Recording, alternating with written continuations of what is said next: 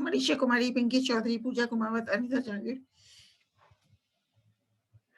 Anita Jagir. Good afternoon, ma'am. Good afternoon, beta. Good afternoon, all of you. Neetu Bagri.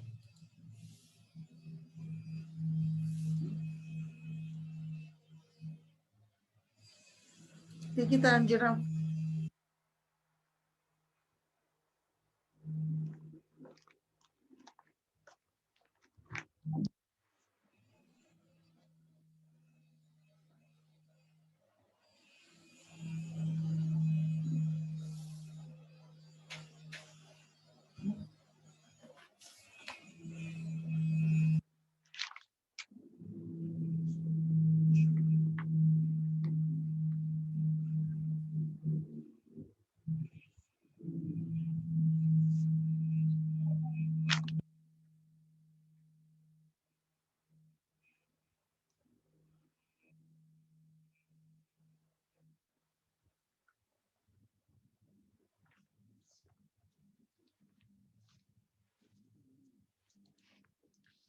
पूजा मीना आ गई.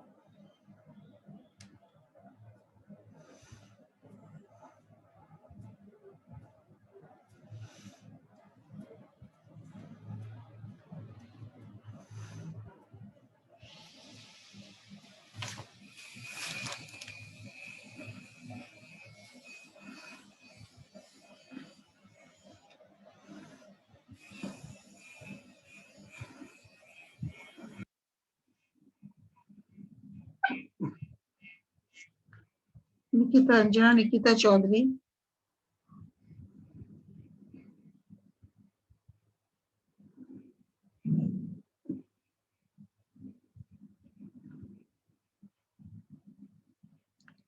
सुरंजना वर्मा. संध्या मीना. सुरंजना वर्मा.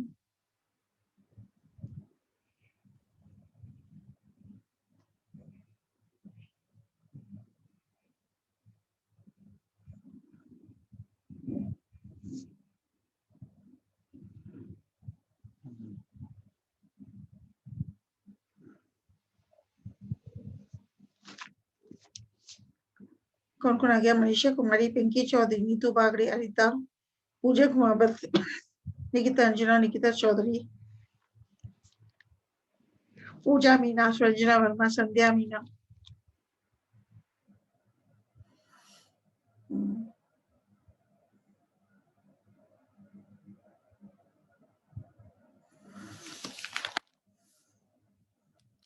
बेटा आज Albugo करेंगे. कौन सी फंगस है? एल्ब्यूगो. एल्ब्यूगो एवं श्वेत किट रोग. Albugo and white rust disease. White rust disease and Albugo. अभी स्टार्ट करेंगे अपन.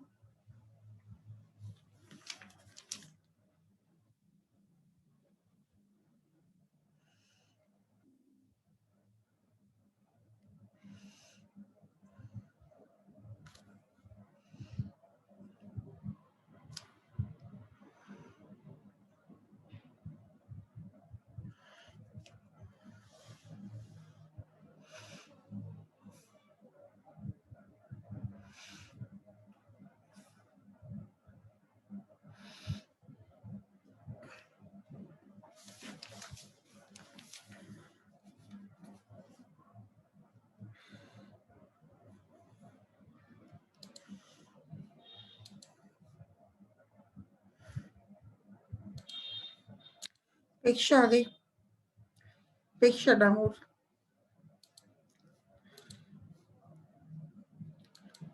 हाँ बेटा आज करेंगे अपन एल्ब्यूगो.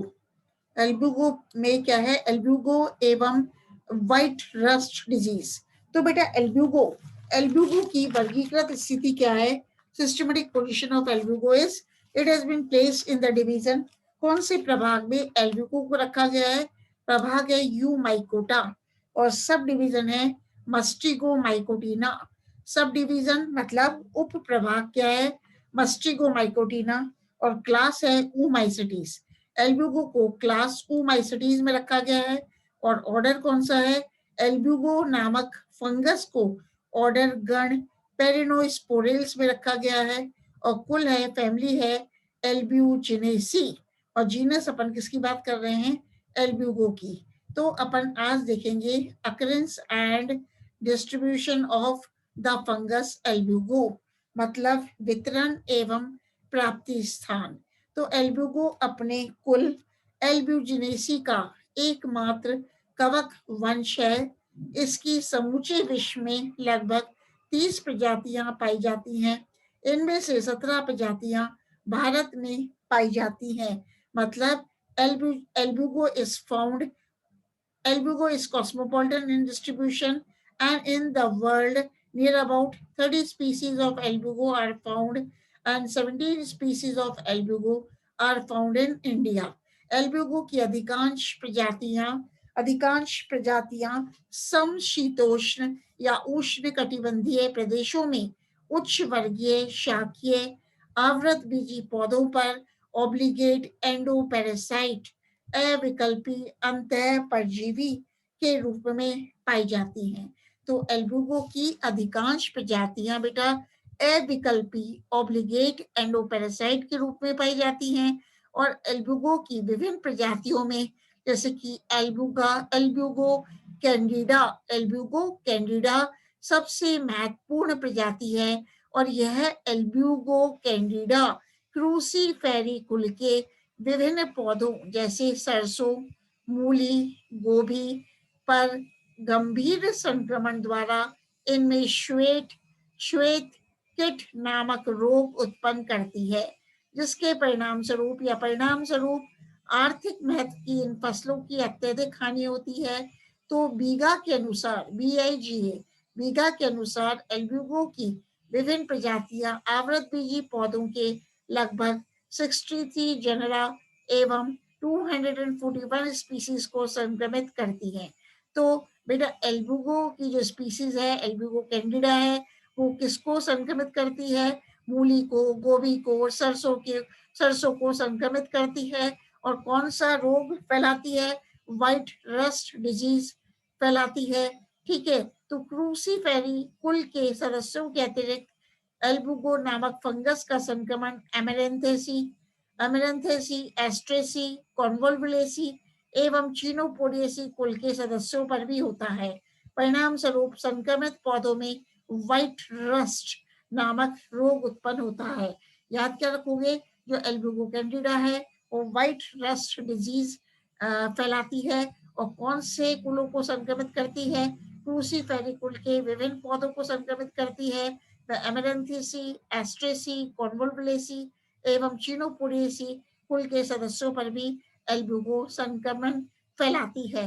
तो एल्ब्यूगो कैंडिडा को इस संदर्भ में भी महत्वपूर्ण माना जा सकता है कि इसमें फिजियोलॉजिकल स्पेशलाइजेशन या जैविक विशिष्टीकरण बायोलॉजिकल स्पेशलाइजेशन की प्रक्रिया पाई जाती है। तो इस प्रजाति में कौन सी प्रजाति में? एल्ब्यूगो कैंडिडा में अनेक किस्में या उपजातियां होती हैं जो केवल विशेष परपोषी को संक्रमित करने में ही समर्थ होती हैं। ठीक है, तो अर्थात मूली को संक्रमित करने वाली एल्ब्यूगो कैंडिडा की उपजाति गोभी पर संक्रमण नहीं करती।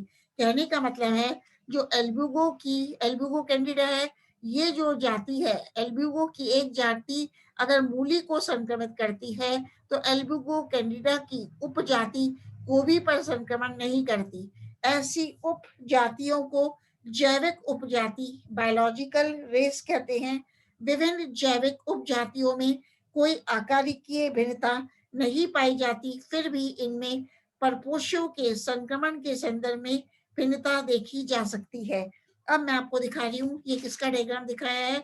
ये डायग्राम दिखाया बेटा, ये देखना, इसका इलाज कर रही हूँ। सरसों की संक्रमित पत्ती, ये क्या दिखाई है, लीफ है, ए है, एल्ब्यूगोसिस्टोपस के नाम से भी जानते हैं।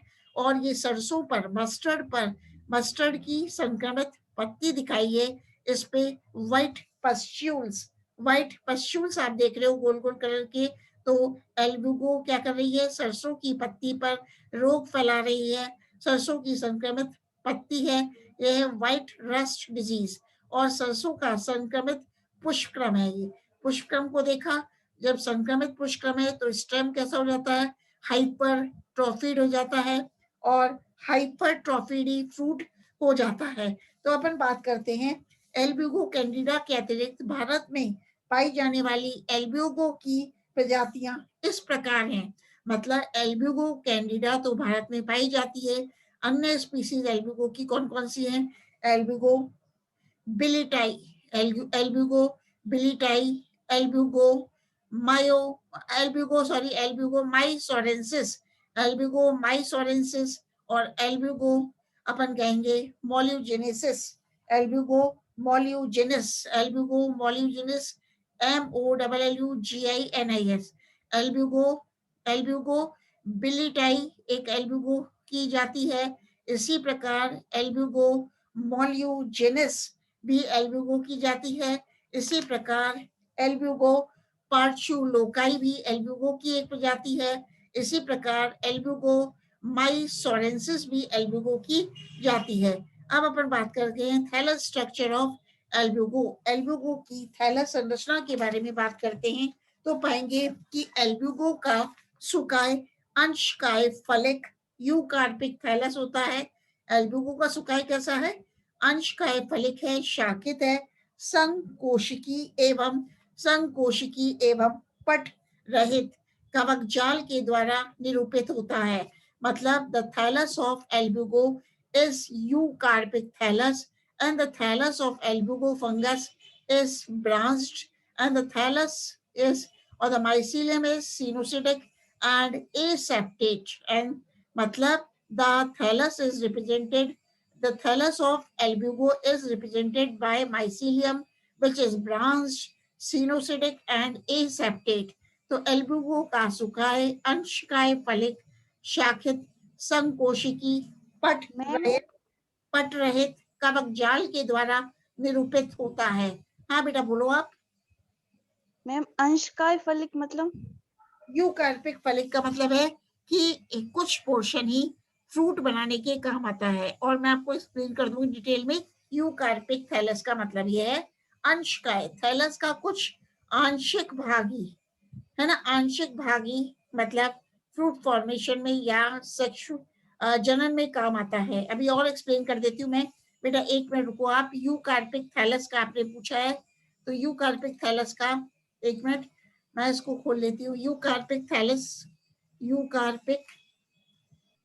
थैलस का मतलब है, चल रहा है अपना यूकार्पिक थैलस, अंशकाय फलिक, यूकार्पिक अंशकाय।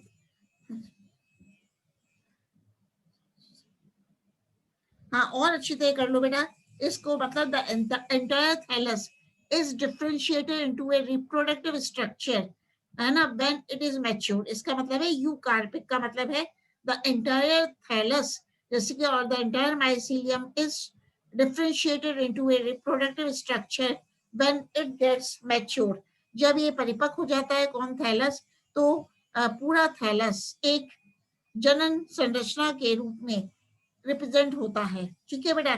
तो अपन अब किसकी बात कर रहे हैं, एल्ब्यूगो के यूकार्पिक थैलस के बारे में मैं बता रही थी आपको। स्टॉप शेयर तो मैं कर देती हूँ अभी, और एक शेयर और कर रही हूँ मैं आपको, है ना। तो एल्ब्यूगो का सुकाय अंशकाय फलिक होता है, शाखित होता है, संकोशिकीय होता है और एसेप्टेट होता है, जो परपोषी पादप के ऊतकों के बीच उपस्थित अंतर कोशिकीय स्थानों में वृद्धि करता है।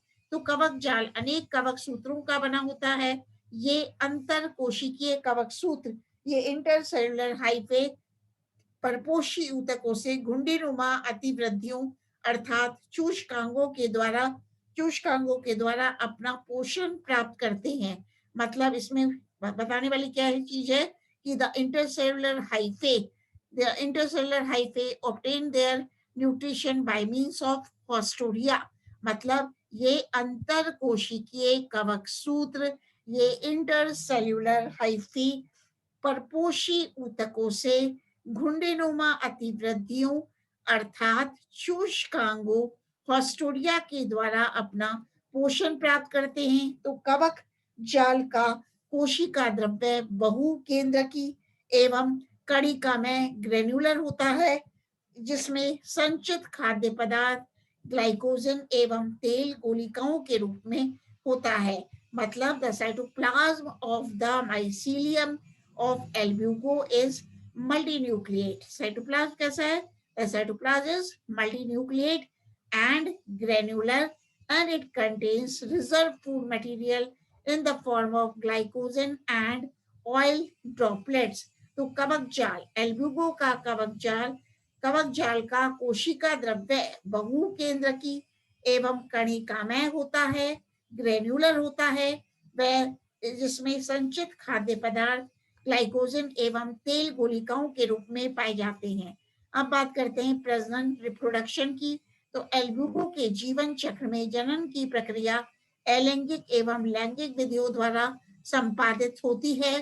तो कैसे एल्ब्यूगो में अलैंगिक प्रजनन कैसे होता है? How the asexual reproduction occurs in Albugo, तो ये अपन बात करते हैं। यह परपोषी में संक्रमण के पश्चात भोजन एवं वातावरण की अनुकूल परिस्थितियों में संपन्न होता है। इसके अंतर्गत विशेष प्रकार की संरचनाएं बीजाणुधानियां निर्मित होती हैं। मतलब जब एल्ब्यूगो अलैंगिक जनन करता है तो इस दौरान विशेष प्रकार की संरचनाएं बीजाणुधानियां स्पोरेंजिया बनती हैं और असीमित वृद्धि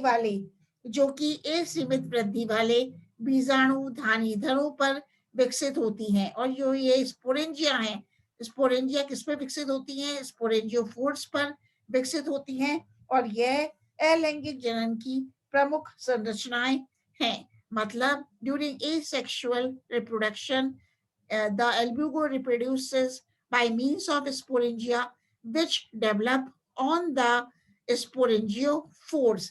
अपन देखते हैं, अब ये डायग्राम देख रहे हैं, देखो इसको थोड़ा सा कम करती हूँ। तो कवक जाल परपोषी ऊतक में ये है कवक जाल, ये है होस्ट सेल।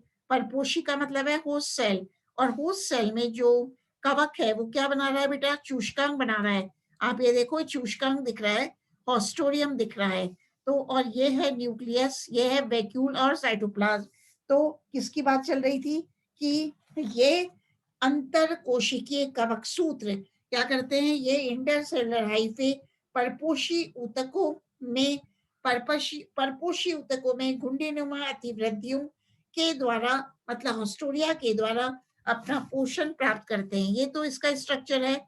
अब ये मैंने दिखाया है आपको किसका स्ट्रक्चर? हॉस्टोरियम मैट्रिक्स है, एक्स्ट्रा हॉस्टोरियल मेम्ब्रेन है, चूष्कांग की सूक्ष्म संरचना है, ये डायग्राम। अब अपन लेते हैं, मेन तो बात आ रही है फॉर्मेशन ऑफ स्पोरेंजिया, बीजाणुधानियों का निर्माण एल्ब्यूगो में कैसे होता है, किस तरह से होता है। तो संक्रमण के पश्चात जब परपोषी पादप शरीर में कवक जाल की वृद्धि प्रारंभ होती है तो इसके असंख्य कवक सूत्र परपोषी बाह्य त्वचा के ठीक नीचे कुछ स्थानों पर सघन संहतियों के रूप में एकत्र हो जाते हैं। इन कवक सूत्रों से अनेक ऊर्ध्व छोटी मुग्दराकार अतिवृद्धियां उत्पन्न होती हैं जो सघन रूप से एक दूसरे के पास एवं समानांतर परपोषी की बाह्य त्वचा के ठीक नीचे व्यवस्थित हो जाती हैं। इन मुग्दराकार संरचनाओं को स्पोरेंजियोफोर्स कहते हैं।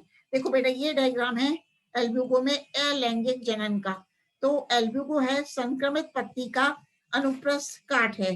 तो आपको क्या दिखा रहे हैं? ये है स्पोरेंजियोफोर्स। स्पोरेंजियोफोर्स पर बीजाणुधानी धर पर क्या विकसित हो रहे हैं? स्पोरेंजिया। तो अब अच्छी तरह सुनना कि क्या बता रहे हैं कि संक्रमण के पश्चात जब परपोषी पादप शरीर में कवक जाल की वृद्धि प्रारंभ होती है तो इसके असंख्य कवक सूत्र परपोषी बाह्य त्वचा असंख्य, देख लो डायग्राम में, असंख्य कवक सूत्र परपोषी बाह्य त्वचा एपिडर्मिस के ठीक नीचे कुछ स्थानों पर सघन संहतियों के रूप में एकत्र हो जाते हैं। इन कवक सूत्रों से अनेक उधर माने इरेक्ट छोटी मुग्दराकार अतिवृद्धियां उत्पन्न होती हैं, जो सघन रूप से एक दूसरे के पास पास एवं समानांतर परपोषी की बाह्य त्वचा के नीचे व्यवस्थित हो जाती हैं। इन मुग्दराकार संरचनाओं को बीजाणुधानीधर कहते हैं। ये देख रहे हो, इन क्लब शेप्ड संरचनाओं को स्पोरेंजियोफोर्स कहते हैं। क्या कहते हैं? स्पोरेंजियोफोर्स कहते हैं। तो अपन अब किसकी बात कर रहे हैं? Formation of sporangia. तो इनमें कोशिका द्रव्य सघन एवं असंख्य केंद्रक पाए जाते हैं और इन मुग्दराकार संरचनाओं का ऊपरी सिरा पतला एवं निचला भाग मोटी भित्ति के द्वारा बना होता है। तो स्पोरेंजियोफोर बीजाणुधानीधर के ऊपरी सिरे पर धीरे धीरे संकीर्णन प्रक्रिया द्वारा एक छोटी पतली भित्ति वाली गोलाकार बहुकेंद्र की बीजाणुधानी विकसित होती है। इस नव विकसित बीजाणुधानी के नीचे स्थित बीजाणुधानीधर फिर से सुदीर्घित होकर दूसरी बीजाणुधानी का निर्माण करता है। इस प्रकार बीजाणुधानी के निर्माण की प्रक्रिया प्रेसिपिटल सक्सेशन तलाभिसारी क्रम में निरंतर जारी रहती है। तो बेटा अब जैसे ही देख रहे हो कि क्या देख रहे हो, स्पोरेंजियोफोर के ऊपर क्या डेवलप हो रहे हैं? स्पोरेंजिया मतलब बन रहे हैं। लेकिन स्पोरेंजिया कैसे बनते हैं? तलाभिसारी क्रम में बनते हैं। बेसिपिटल सक्सेशन में इन स्पोरेंजिया का विकास संभव होता है। तो अपन ये देख रहे हैं कि क्या देखा, इस प्रकार बीजाणुधानी के निर्माण की प्रक्रिया तलाभिसारी क्रम बेसिपिटल सक्सेशन में जारी रहती है, अर्थात बड़ी एवं परिपक्व बीजाणुधानियां ऊपर बनती हैं। बेटा जो मैच्योर स्पोरेंजिया हैं वो तो ऊपर की ओर बनती हैं तथा छोटी एवं अपरिपक्व बीजाणुधानियां नीचे की ओर अवस्थित होती हैं। मतलब आप पूछोगे तलाभिसारी क्रम का क्या मतलब है, बेसिपिटल सक्सेशन का क्या मतलब है, तो अपन कहेंगे the large and mature sporangia are found at the top and the small and immature sporangia are found below। मतलब बड़ी व परिपक्व बीजाणुधानियां ऊपर तथा छोटी एवं अपरिपक्व बीजाणुधानियां नीचे की ओर अवस्थित होती हैं। इसके परिणाम स्वरूप क्या होता है? इसके परिणाम स्वरूप प्रत्येक बीजाणुधानीधर एक अपन डायग्राम देखते हैं कि ऊपरी सिरे पर असंख्य बीजाणुधानियों की एक श्रृंखला बन जाती है। जैसे कि आप फिगर में देख रहे हो, ये देखो इस फिगर में बीजाणुधानीधर के ऊपर असंख्य बीजाणु बन जाते हैं, इनकी एक श्रृंखला बन जाती है। इस प्रकार बीजाणुधानी के निर्माण की प्रक्रिया तलाभिसारी क्रम में निरंतर जारी रहती है। ठीक है, इसके परिणाम स्वरूप बेटा क्या होता है? वापिस रिपीट कर रही हूँ, प्रत्येक बीजाणुधानीधर के ऊपरी सिरे पर असंख्य बीजाणुधानियों की एक श्रृंखला बन जाती है। पास पास उपस्थित दो बीजाणुधानियों के बीच एक वियोजक पैड, एक डिसजंक्टर पैड का निर्माण इनकी उभयनिष्ठ भित्तियों के द्वारा होता है। तो वियोजक पैड, डिसजंक्टर पैड के गल जाने पर आपस में संलग्न बीजाणुधानियां अलग हो जाती हैं।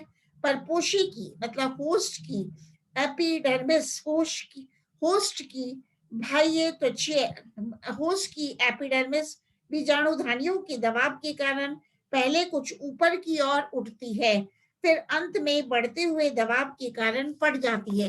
बेटा अब ये देख रहे हो एपिडर्मिस, तो जो एपिडर्मिस है पहले तो क्या बाद में तो फट जाती है। एपिडर्मिस बाद में क्यों फट जाती है? क्योंकि ये जो बीजाणुधानी है, सॉरी ये जो स्पोरेंजिया है, इनका दबाव एपिडर्मिस पे पड़ता है, तो एपिडर्मिस बाद में रप्चर हो जाती है, फट जाती है। वापस बोल रही हूँ, परपोषी की एपिडर्मिस मतलब होस्ट की एपिडर्मिस बीजाणुधानियों के दबाव के कारण पहले कुछ ऊपर की ओर उड़ती है, फिर अंत में बढ़ते हुए दबाव के कारण ये फट जाती है। तो अपन देखते हैं कि जब एपिडर्मिस फट जाती है तो इसके परिणाम स्वरूप परपोषी अधो त्वचा अनावृत हो जाती है और इस अनावृत भाग में सफेद महीन चूर्ण के रूप में बीजाणुधानियां मौजूद दिखाई देती हैं। बीजाणुधानियों की इस सफेद संहति के कारण ही एल्ब्यूको संक्रमण द्वारा उत्पन्न रोग को व्हाइट रस्ट कहा जाता है। मतलब क्या देख रहे हैं अपन कि बीजाणुधानियों की इस सफेद संहति के कारण ही एल्ब्यूको संक्रमण द्वारा उत्पन्न रोग को व्हाइट रस्ट श्वेत किट कहा जाता है। तो सफेद चूर्ण के रूप में निरूपित बीजाणुधानियों का प्रकीर्णन जल, वायु या अन्य साधनों के द्वारा होता है। तो अपन ने आज क्या देखा इसमें किस तरह से अब अपन लेते हैं जर्मिनेशन ऑफ स्पोरेंजिया। बीजाणुधानियों का अंकुरन एल्ब्यूको में कैसे होता है? तो अंकुरन के समय अनुकूल वातावरण में प्रत्येक बीजाणुधानी अंकुरन के समय अनुकूल वातावरण में प्रत्येक बीजाणुधानी का जीव द्रव्यक विभाजित होकर 8 एक केंद्र की खंडों का निर्माण करता है। इस प्रकार निर्मित प्रत्येक खंड से रूपांतरण द्वारा एक द्विकशाभिकीय एवं वृक्काकार किडनी शेप्ड चल बीजाणु का निर्माण होता है। मतलब when the conditions are favorable, the protoplasm of the sporangium divides to form 8 uninucleate segments, and each of the segments again gets modified into a biflagellate and kidney shaped zoospore। तो हम क्या देख रहे हैं इसमें, ज़ूस्पोर का जर्मिनेशन कैसे हो रहा है, कैसे संभव हो पा रहा है। ठीक है, एक बार और इसको शेयर कर देती हूँ आप लोगों के साथ।